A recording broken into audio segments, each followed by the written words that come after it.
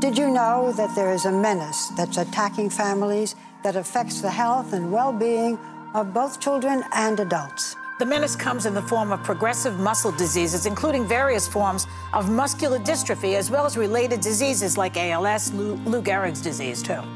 These diseases can make your legs or arms weak. They can make it hard to run or walk or jump. But that's not all they do. Muscle diseases can affect your ability to breathe and sometimes the function of the heart, and that's when a muscle disease can become life-threatening.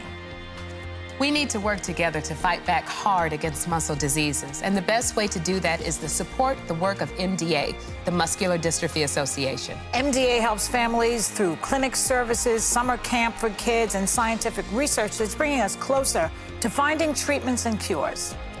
Call the number on your screen and make your contribution now to help MDA. The MDA families will be grateful, and so will all of us here at The View.